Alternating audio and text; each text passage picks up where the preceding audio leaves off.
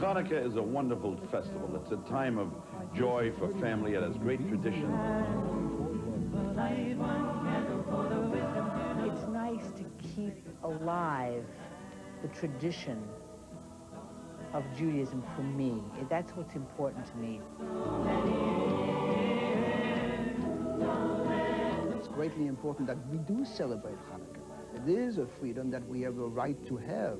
And if you take away freedom of all kinds of things, and mostly religious, then you take away your life. It's a time of a great and wonderful tradition and much dramatic history that has relevance for our life today. Light one candle for all we believe in, that anger not tear us apart. Light one candle to bind us together with peace and the song in our heart. It's been celebrated for more than 21 centuries by millions of people the world over, yet it remains largely misunderstood. Yes, it is a gift-giving holiday that comes in December, but the gifts aren't brought by Santa Claus. It is Hanukkah. Hello, I'm Reuben Silver. Whether you're Jewish or not, it's likely you've heard of Hanukkah.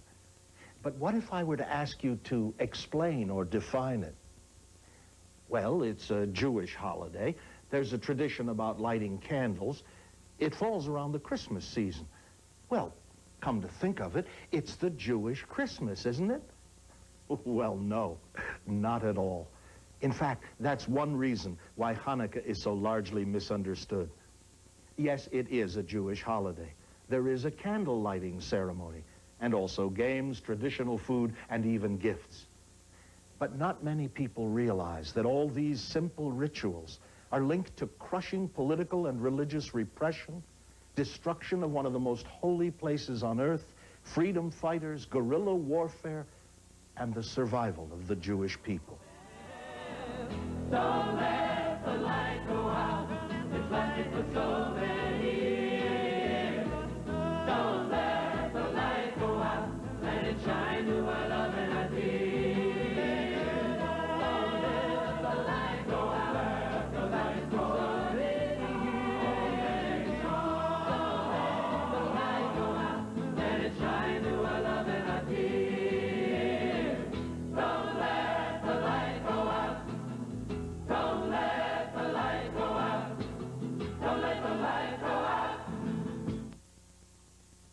It's hard to imagine that the spin of a dreidel or the lighting of a candle is linked to such horrors and triumphs.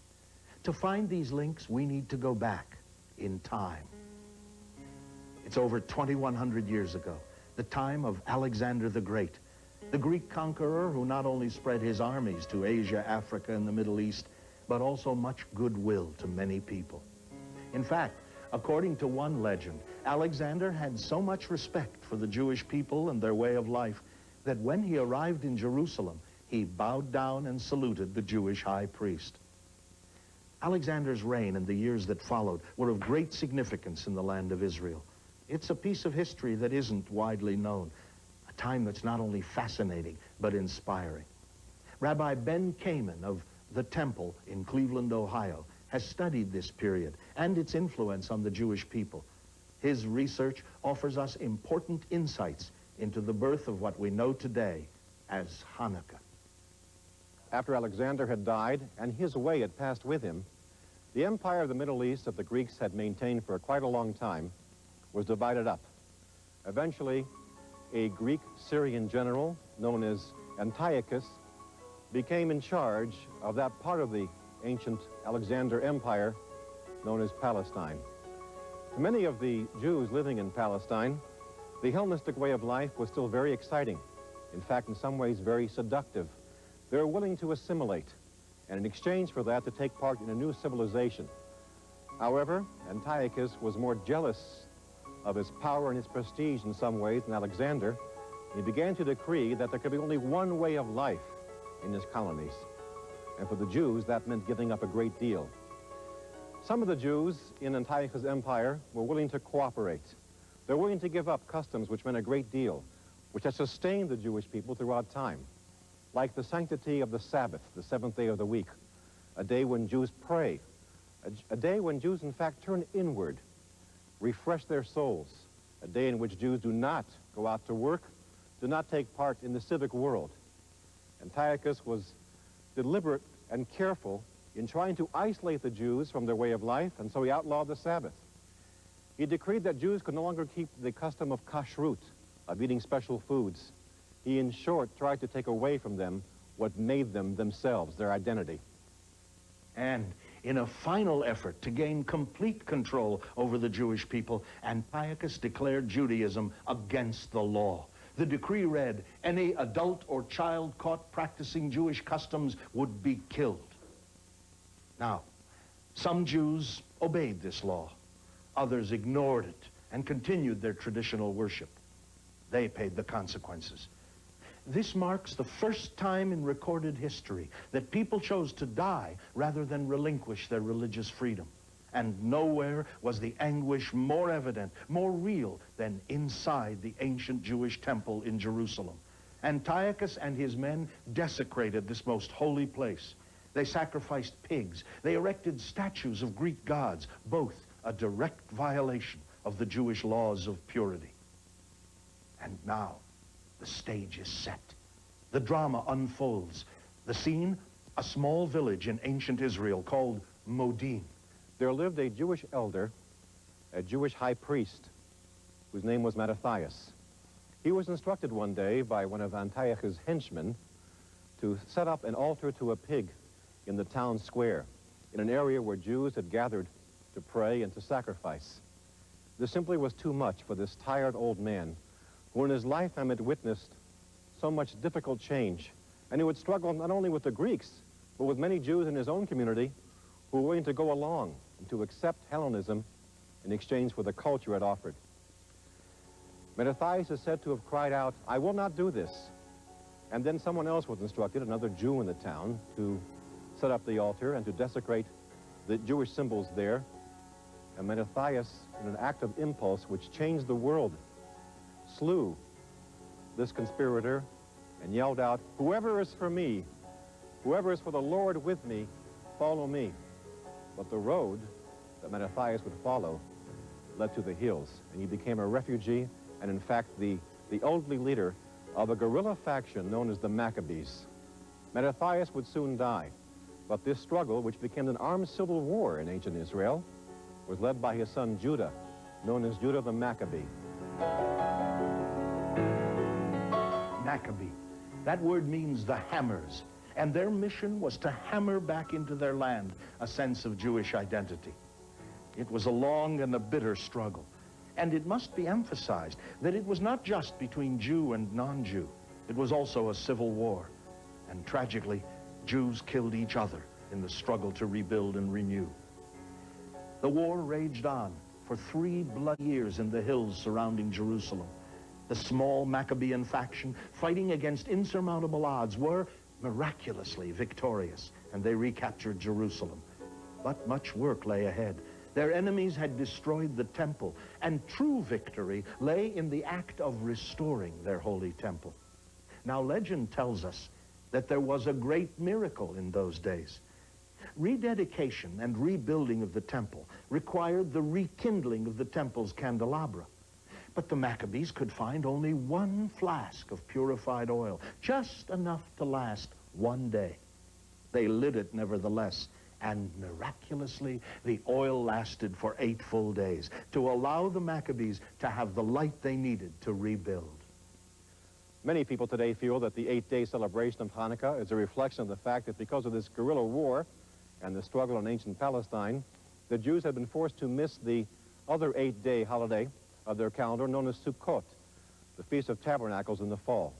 But whatever the reason, a sense of rebuilding and rededicating was established, and Judah declared that from then on what was and what is still each year the 25th day of Kislev, the Jewish month which falls in the winter season, Jews would light candles and sing songs and remember the rededication of their ancient temple. And so Hanukkah has flourished. It was never mentioned in the Bible, however.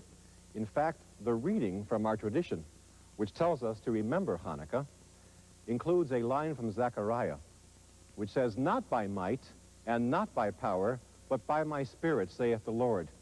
It's as though our tradition is inclined to shun the military victory and to remember, in fact, this was a victory of the Spirit. It began as a plea on the part of an old man to follow the ways of the Lord. It culminated with a lighting of lights and a rebuilding of a synagogue. And each year it reappears for us as a time to reflect and to value our freedom as Jews and freedom for all people everywhere to express themselves the way they believe they should. A one-day supply of oil that lasted for 8 days. A miracle. The Maccabees, their victory against insurmountable odds that restored religious freedom, another miracle. This menorah reminds Jews everywhere of both these miracles. So, it's no surprise that for more than 2,100 years, the menorah has symbolized Hanukkah, a celebration that is also known as the Festival of Lights.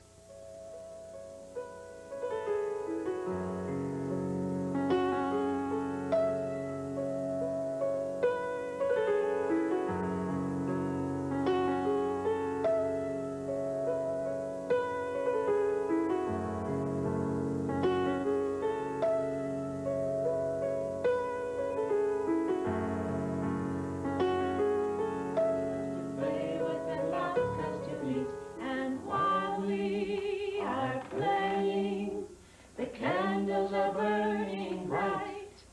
One for each night, they shed a bright light to remind us of days long ago. One for each night, they shed a bright light to remind us of days long ago. Happy Hanukkah. The central symbol of the Festival of Lights of Hanukkah is the menorah. This is a Hanukkah menorah, and this would be for the second night of Hanukkah. The middle candle is known in Hebrew as the shamash, which means the messenger, and it literally is used as a messenger of light as we light a new candle each night. On the 8th night of Hanukkah, of course, all 8 candles will be lit. We'd have 8 lights for the 8 nights of the festival. The reason for the menorah goes back to what happened in the ancient temple in Jerusalem. Because when the Maccabees finished the process of purifying and rejuvenating the ancient temple, they ceremoniously relit the candelabra of the temple. And the candelabra, in fact, remains the central symbol of Judaism. Normally it has 7 candles, but for Hanukkah, being the 8-day festival of lights, you always find 8 slots for 8 candles, and the 9th being the messenger. Some of the menorahs you will see are smaller than this, some larger. It matters not. The idea is that they have 8 candles for the 8 nights. And when a Jew comes to light a candle, he or she says a blessing. At Hanukkah, we thank God for giving us the instruction and the inspiration to light lights. We, in fact, believe that we are partners with God. And when we light a Hanukkah light, we reflect the very act of God when he made this world and started off by creating light for all of us to see and to live with. In many times and places throughout Jewish history, Jews, of course, had to keep the light, the music, the lore of their festivals to themselves because of the problems they faced due to pogroms and persecution. And so in many families in America and elsewhere who are descended from Poland and other places where times were harsh for the Jews, the candelabra, the Hanukkah menorah, is specifically set out in the window as a bold expression, a proud expression of our belief in the light and joy of this holiday.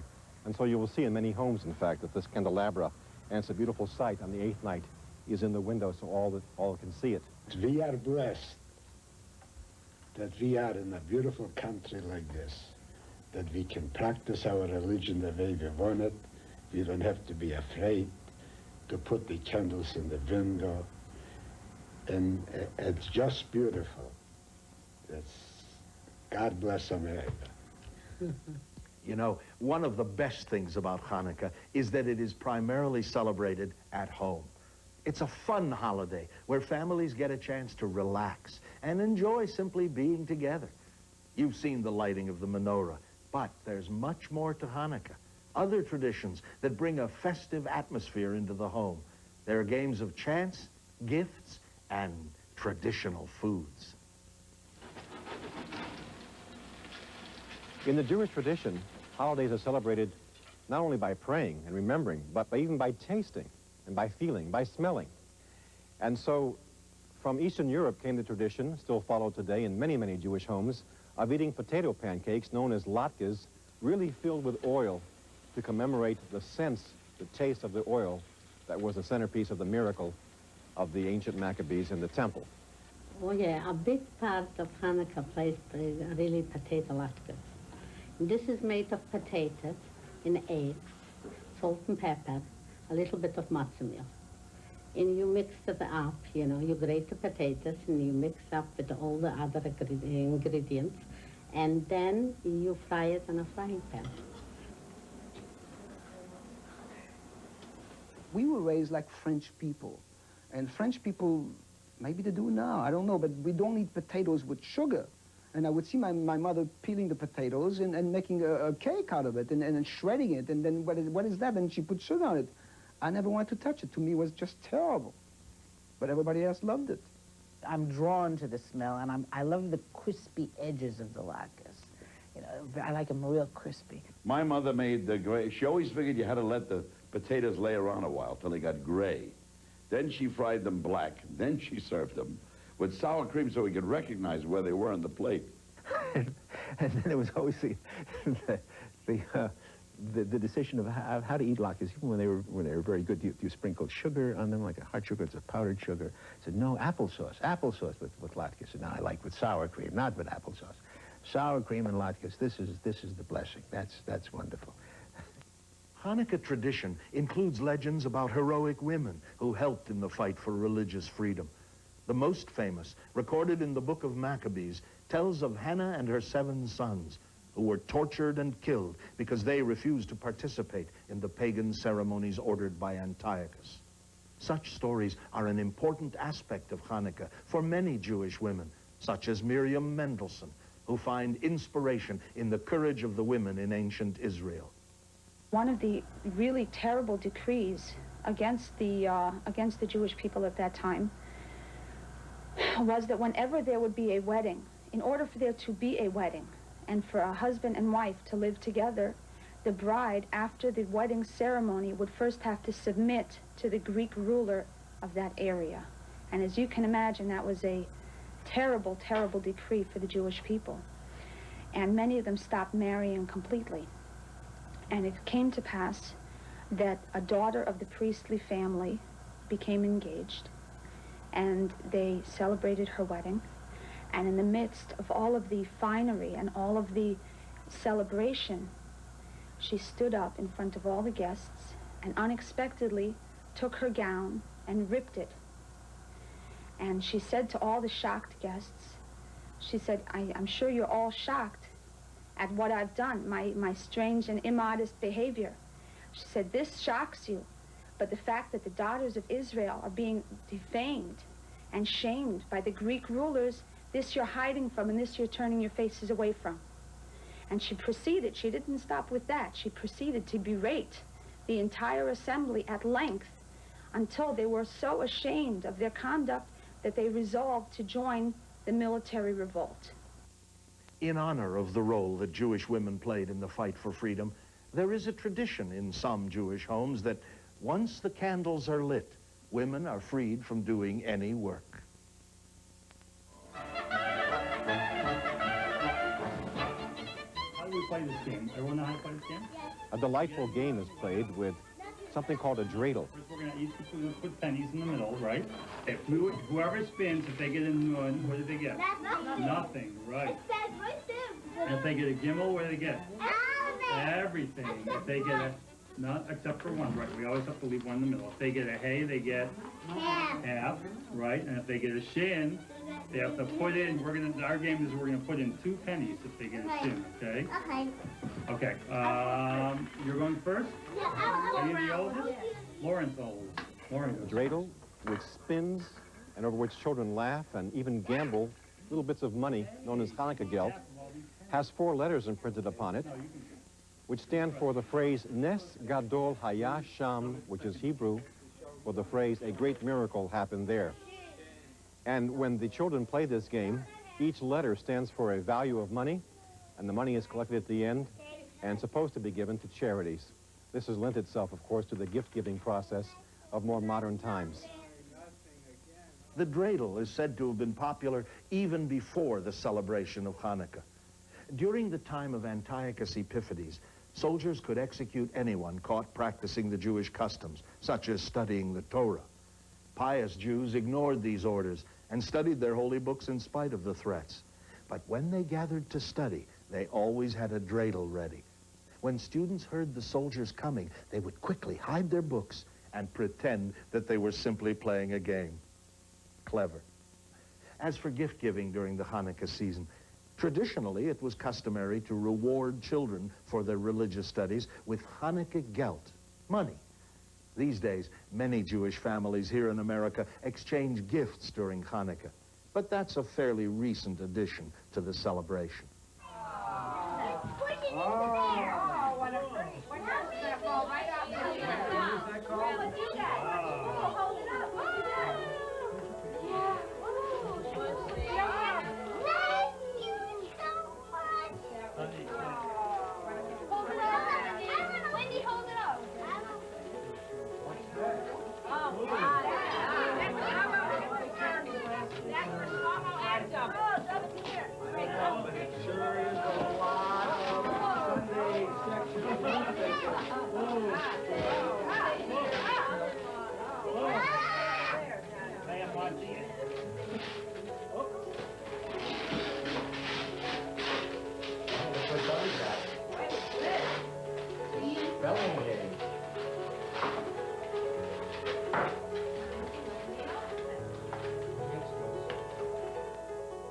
Gift-giving, yes.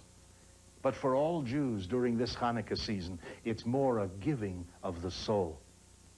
Maybe the very best part of Hanukkah is that it really lacks formality.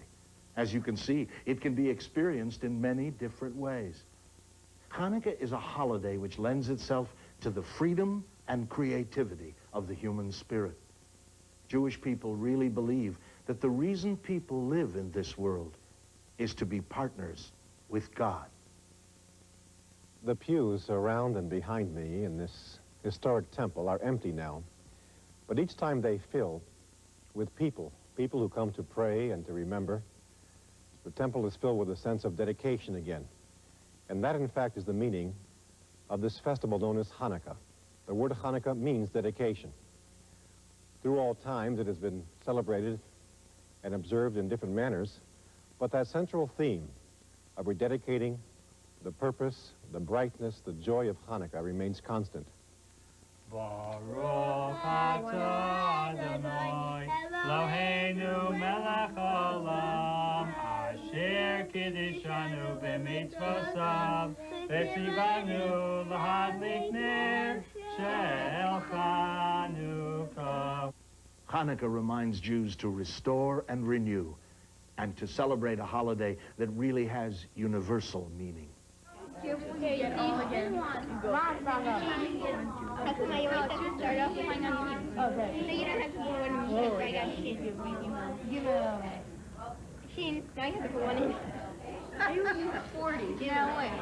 This holiday is an historical commemoration.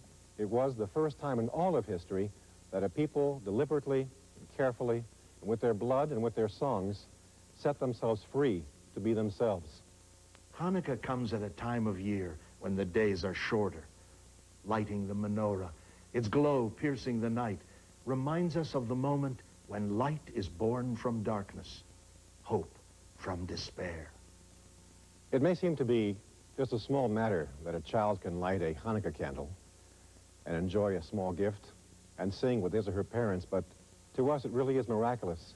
Perhaps the miracle is not so much how long the oil lasted in the temple and how much damage was done and then repaired, but the miracle is that children in this world are free enough to set aglow their dreams and hopes through a simple festival known as Hanukkah. The form and focus of all holiday celebrations reflect the times and culture in which they are celebrated. Through its 2,100-year history, the observance of Hanukkah likewise has changed. Probably most dramatic have been changes here in America in recent decades. Hanukkah, once a minor festival in the Jewish calendar, has assumed a more dominant place in Jewish life in America, where the Christmas season and related gift-giving is so much a part of the culture. But the influence of Christmas on Hanukkah is much less important than the central theme, the very basis of both holidays: hope, love, and freedom. Hanukkah represents a major opportunity, a tremendous invitation for families to experience a sense of generations, to discover what their communities mean to them, and to share a great deal in a world that could use quite a bit of just that. Don't let the light go out. It's light for so many years. Don't let the light go out. Let it shine through our love and our tears. Don't let the light go out. It's light for so many years. Don't let the light go out. I remember seeing over in one corner, I think maybe it was my first experience of a Santa Claus, and seeing a huge mound and a throne, a built-up thing with lots of dwarves, mechanical dwarves, you know, building and so forth, and lines of children, and looking around the toys and seeing this rather forbidding, you know, Santa Claus. They're always big and heavy and the beard, and, you know, you're half frightened as well as attracted to this and fascinated by that figure. And I found myself on this monstrous knee, this gentleman's knee in the red suit. I don't know, I must have been about 5 or 6. And he was asking me questions, and he said, you know, are you excited about the Christmas season? And I said, no. He said, no. He said, aren't you looking forward to getting a nice toy, a couple of toys for Christmas? And I said, no. He said, no. Well, I saw you looking at those toys out there, and you seem to be happy. And said, well, if you're not expecting a toy for Christmas, then what are you looking for the toys for? He said, well, it's a toy for Hanukkah. And there was a great silence. And he looked around at all the kids waiting to come up. And he bent his head toward my ear, and he said, "Gesund an dein Käppele." And he patted my head, so that is. So I was immediately reassured that the whole world was Jewish.